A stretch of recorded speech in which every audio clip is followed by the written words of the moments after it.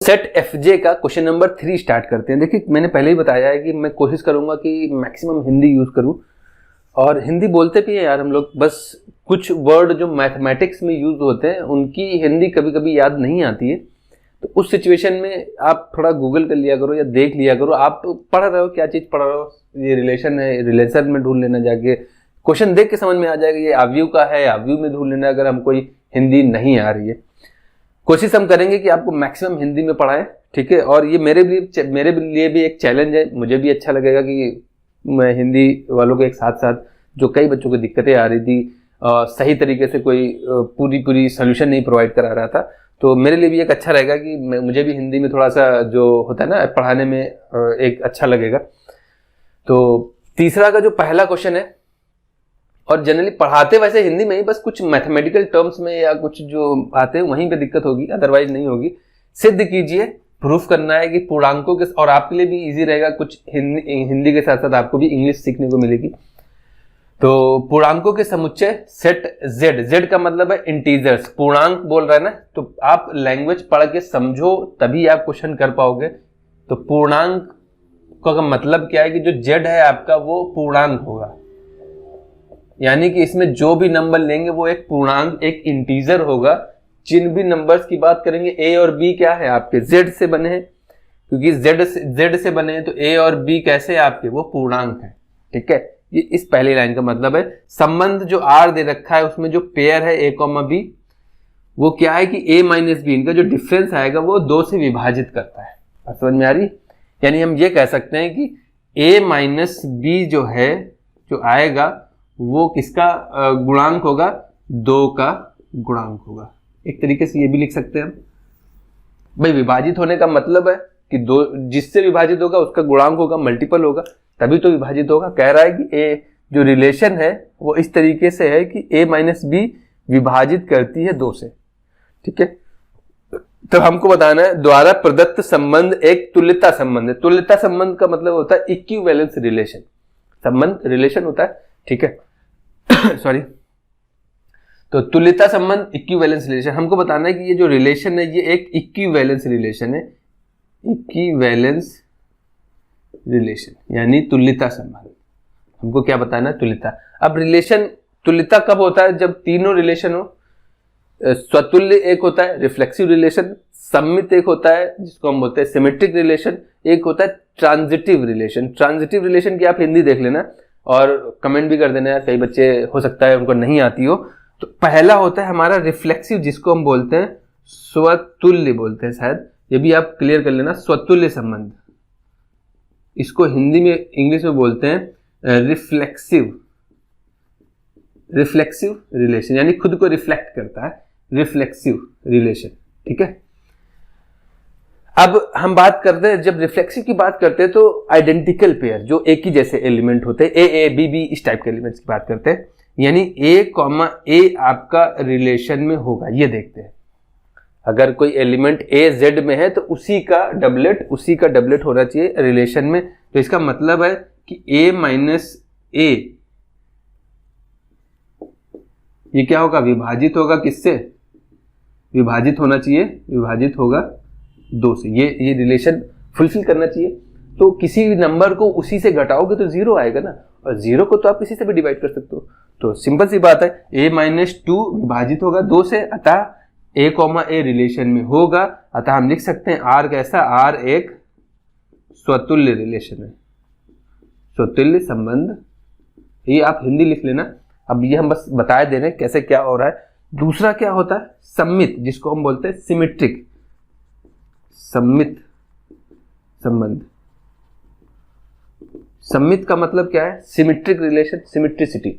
आप अपने आप को मिरर के अलॉन्ग देखते हो ना, तो सिमेट्रिक दिखता है कि नहीं दिखता है, तो सेम यहां पे भी वही है।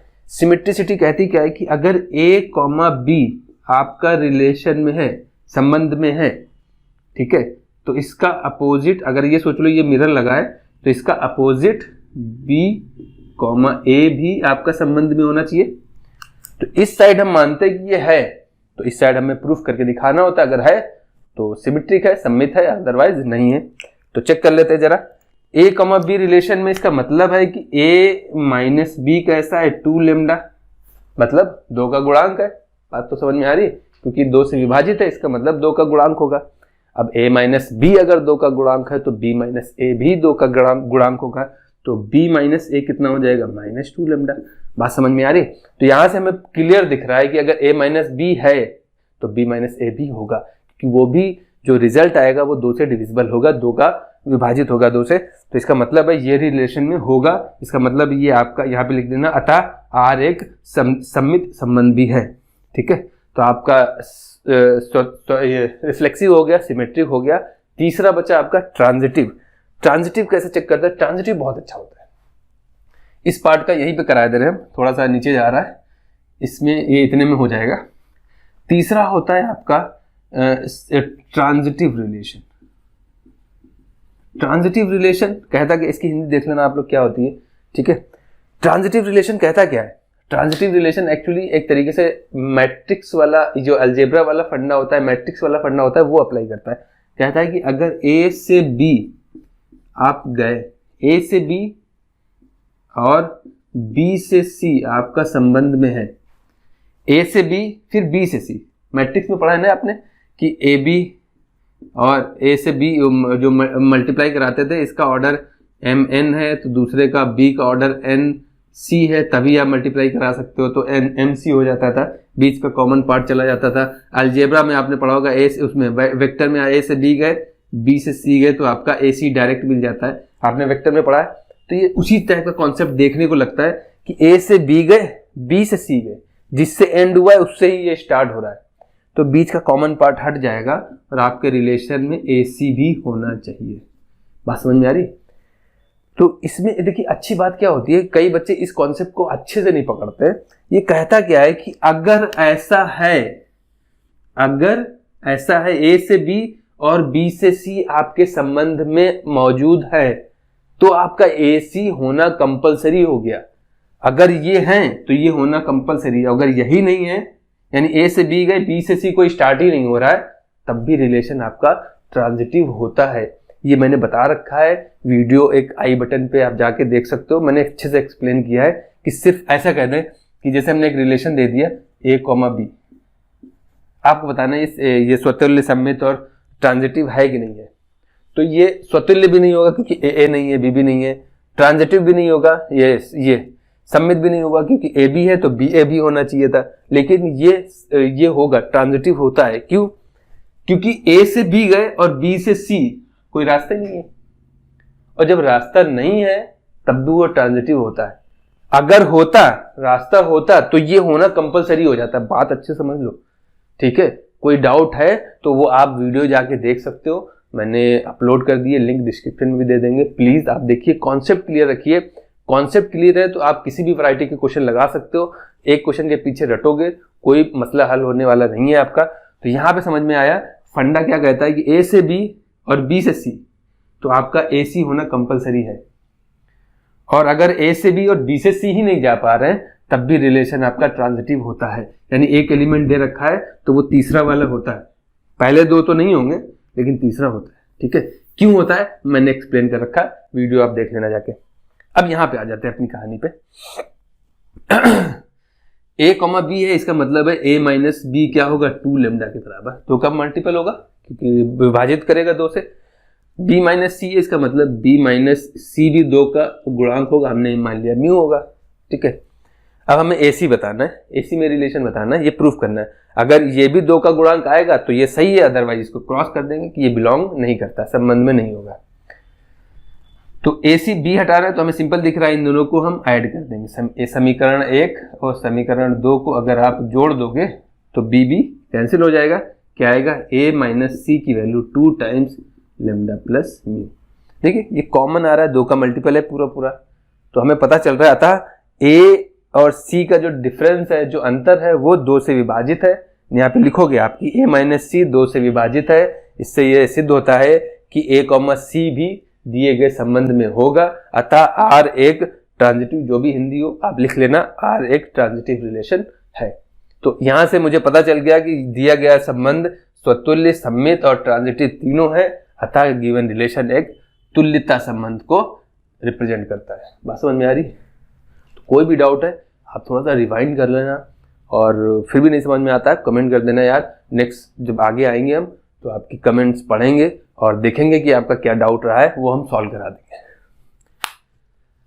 खान नंबर क्वेश्चन देखिए क्या कह रहा है कि ये एक आव्यूह है, तो दिखाइए, ये तो एक फॉर्मूला होता है यार, इवन कॉम्पिटिटिव एग्जाम्स में भी आपको ये मिलेगा। ये होता क्या है कि कोई आव्यूह ए n क्रॉस n लिख दो, ये आव्यूह है और डिटरमिनेंट और वो वर्ग आव्यूह होता है ना, तो ये दोनों सेम रहते हैं। इसको ऐसे लिखो या ये लिख सकते हैं, या a एक n आव्यूह n, हिंदी में आप देख लेना n ऑर्डर का, ऑर्डर लिख दे रहे हैं, n ऑर्डर का आव्यूह है, कोटि ऑर्डर बोलते हैं, कोटि, ठीक है, याद आ गया, कोटि का आव्यूह है।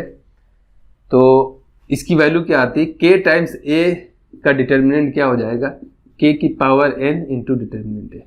ये फॉर्मूला होता है, आपने पढ़ा होगा, ठीक है, ये वही तो दे रखा है। 2 टाइम्स करोगे, ऑर्डर कितना था इसका 2, तो ये वैल्यू आएगी 2 की पावर 2 इंटू, इसको क्या लिख सकते थे, 2 टाइम्स डिटर्मिनेंट a कितना आ जाएगा, 2 की पावर 2 इंटू डिटर्मिनेंट a। तो ये वही तो फॉर्मूला है, ठीक है। मैंने एक सेपरेट वीडियो बनाई है, ये जो छोटे छोटे आव्यूह और सारणिक के जो फॉर्मूले होते हैं, डिटरमिनेंट के जो फॉर्मूले होते हैं, जो बहुत इंपॉर्टेंट होते हैं, कॉम्पिटिटिव एग्जाम से लेकर के कई जगह पूछे जाते हैं, उसकी भी लिंक हम डिस्क्रिप्शन में देंगे, वो आप देख सकते हो, मैंने बता रखा है। अब इसको चलो प्रूव भी कर लेते हैं यहीं पे, इसी क्वेश्चन से, ठीक है। 2 टाइम्स ये हमें इसका डिटरमिनेंट निकालना है, तो पहले मैट्रिक्स में 2 से मल्टीप्लाई कराना पड़ेगा, तो 2 से मल्टीप्लाई कराओगे, मैट्रिक्स में होता क्या है कि हर एक एलिमेंट में मल्टीप्लाई होता है, तो यहाँ पे भी 2 हो जाएगा, यहाँ पे 4 हो जाएगा, यहाँ पे 8 हो जाएगा, यहाँ पे 4 हो जाएगा। बात क्लियर है। तो इसका डिटरमिनेंट कितना आ जाएगा, 2 टाइम्स इसका डिटरमिनेंट कितना हो जाएगा, सिंपल डिटरमिनेंट निकाल लो, 2 4 8 4, वैल्यू कितनी हो जाएगी, 4 दूनी 8 और 8 चुको 32, ठीक है। तो 24 वैल्यू आएगी, कितनी आएगी, माइनस का 24, ये वैल्यू आ रही है माइनस का 24, ये लेफ्ट हैंड साइड है। अब आ जाते हैं हम राइट हैंड साइड पे, तो डिटरमिनेंट a कितना आएगा, वो आएगा 1 2 4 2। ये कैसे निकलेगा, 2 इसका इधर मल्टीप्लाई करा देंगे, 2 माइनस 8, ये वैल्यू आ जाएगी -6, ये डिटरमिनेंट a है। तो 4 टाइम्स डिटरमिनेंट a कितना आ जाएगा, 4 इंटू -6 -24। ये हुआ क्यों, अगर आप ध्यान से देखोगे, इसको इसमें लाने, डिटरमिनेंट में क्या होता है कि हम जब मल्टीप्लाई कराते हैं तो या तो एक रो में कराएंगे या एक कॉलम में कराते हैं। वहीं सिमिलरली अगर हम कॉमन लेंगे तो या तो एक रो से कॉमन ले सकते हैं या एक कॉलम से कॉमन ले सकते हैं। सोचो ये वाली मैट्रिक्स से इससे 1 2 कॉमन लोगे तो इससे कॉमन ले लेंगे, तो 1 2 बाहर आएगा, इससे भी कॉमन लेंगे तो 2 2 बाहर आ जाएंगे, यानी 4 हो जाएगा। तो इसीलिए फॉर्मूले में होता है ये 2 की पावर 2। अगर सोचो 3 रो होती तो 3 से बाहर आता तो 2 3 बार आता, 4 रो होती 4 ऑर्डर होते तो 4 बार बाहर आता। बात समझ में आ रही है। मल्टीप्लाई हमने कराया तो उस सब में मल्टीप्लाई हो गया, लेकिन जब आप डिटरमिनेंट लोगे तो कॉमन लोगे तो हर एक रो से कॉमन लेना होता है, तो जितने का ऑर्डर है उतनी की पावर में कॉमन आएगा। बात समझ में आ रही है। तो ये फॉर्मूला होता है। देखो 2 का ऑर्डर था तो जो मल्टीप्लाई कराया था वो उतनी ही बार बाहर आएगा। 2 ऑर्डर है तो 2 बार बाहर आएगा, 3 ऑर्डर होता है तो 3 बार बाहर आता है। ठीक है, तो ये फंडा होता है, ये फॉर्मूला होता है, आपको पता होना चाहिए। एक्स के सापेक्ष में इसका डिफरेंशिएशन करना है, दोनों में फंक्शन है, बेस में भी पावर में भी फंक्शन, तो सिंपल लॉग वाला फंक्शन लगेगा यार, और कुछ नहीं करना है। तो y is equal to let y is equal to x की पावर साइन एक्स। लेट मतलब माना y is equal to x की पावर साइन एक्स मान लिया हमने। अब दोनों साइड लॉग लेने पर, दोनों पक्षों में लिख लेना अपने हिसाब से, हिंदी पक्षों में लॉग लेने पर क्या हो जाएगा, ये लॉग y हो जाएगा is equal to log x की घात साइन एक्स। एक फंक्शन आप ट्राई करिएगा, y is equal to x की पावर x की पावर x, ये आपको ट्राई करना है। ठीक है, इसमें कई बच्चों को डाउट होता है, कई बच्चों को कंफ्यूजन हो जाता है लॉग लेने में, तो इसलिए मैं ये क्वेश्चन दे रहा हूँ। अच्छा क्वेश्चन है, ट्राई करना, और नहीं आता है तो कमेंट करना, हम नेक्स्ट वीडियो में बता देंगे इसका सोल्यूशन। ठीक है ट्राई करना, बहुत अच्छा क्वेश्चन है, कई बच्चों को डाउट होता है इसमें। अब पता है पावर प्रोडक्ट में आ जाएगी, तो ये log y is equal to sine x into log x। अब सिंपल डिफरेंशिएट कर दो, x के सापेक्ष अवकलन करने पर, हिंदी लिख लेना, तो log x मान के कर रहे हैं, तो log x का होता है 1/x, ये तो x था नहीं, y है, चेन रूल लगेगा, तो y का हो जाएगा dy/dx इज इक्वल टू, बात समझ में आई? log x का होता है 1/x और ये x था नहीं तो उसका करेंगे। अब यहाँ पे प्रोडक्ट रूल लगेगा, पहला sin x का क्या हो जाएगा cos x into log x plus sin x का कर चुके हैं, log x का करेंगे तो log x का होता है 1/x और x का करेंगे तो 1 हो जाएगा, dx/dx कैंसिल हो जाएगा, 1 आता है। अब हमें dy/dx ही निकालना है, तो dy/dx की वैल्यू कितनी हो जाएगी भैया, सिंपल y टाइम्स ये हो जाएगा cos x into log x plus sin x upon में x।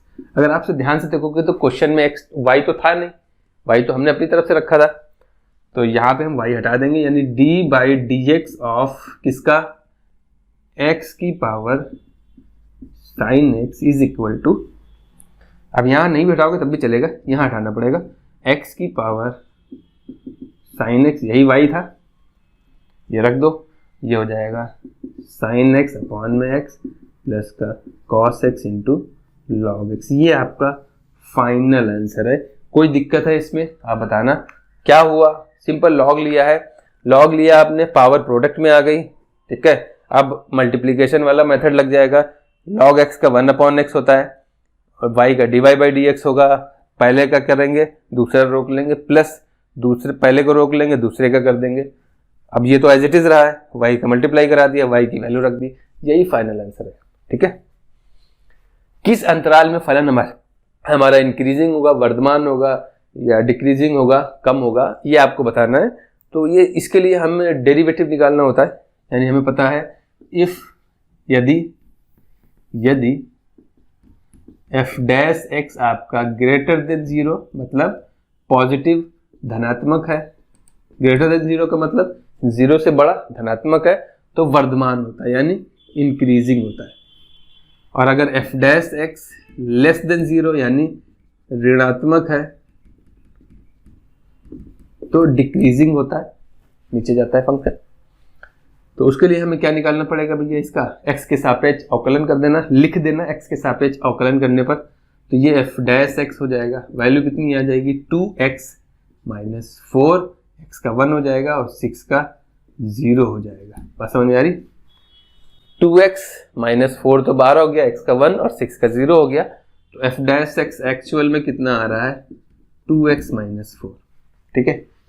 अब वर्धमान बताना है, तो वर्धमान के लिए हमें पता है, वर्धमान के लिए फंक्शन वर्धमान कब होता है, जब f' क्या हो ग्रेटर देन 0, यानी f' आया कितना है 2x माइनस 4 आपका ग्रेटर देन 0 हो, तो 2 से डिवाइड कर दोगे तो x माइनस 2 आपका ग्रेटर देन 0 हो या x ग्रेटर देन 2। x 2 से बड़ा मतलब 2 से इनफाइनाइट तक जाएगा, x आपका ऐसा होना चाहिए। ऐसा कंफ्यूजन है तो आप ऐसे देख लो, रियल एक्सिस ये 0, ये 1, ये 2, 2 से बड़ा, तो 2 से बड़ा इधर मिलेगा, 2 और इनफाइनाइट तक जाएगा नंबर, तो 2 से बड़ा, 2 से इनफाइनाइट तक जहाँ भी आप लोगे हमेशा फंक्शन बढ़ेगा वहाँ पे, ठीक है।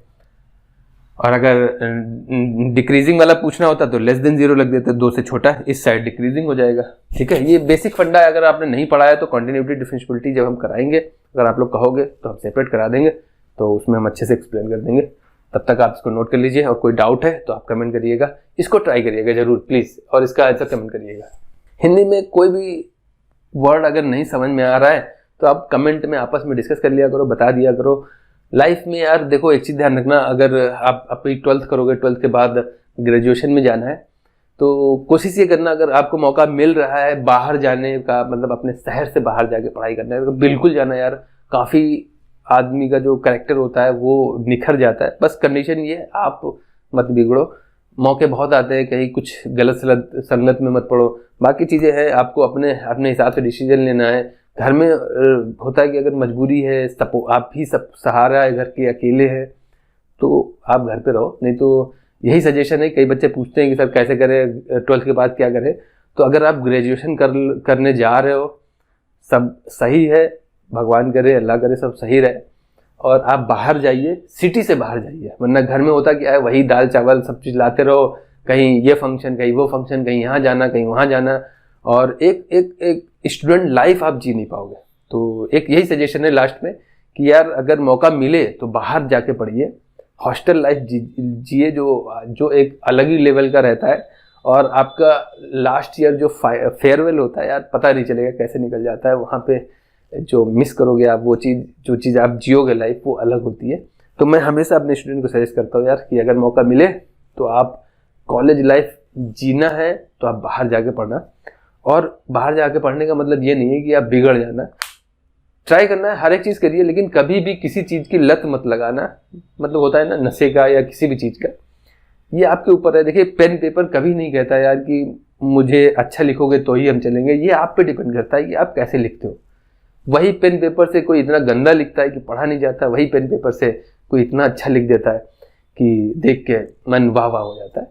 तो ये आपके ऊपर डिपेंड करता है, आप किसी भी संगत में रहो, अगर आप अपने आप पे कंट्रोल रखोगे। किसी भी चीज़ का एडिक्शन हमेशा खराब होता है, एक ध्यान रखना, किसी भी चीज़ का एडिक्शन मत करना।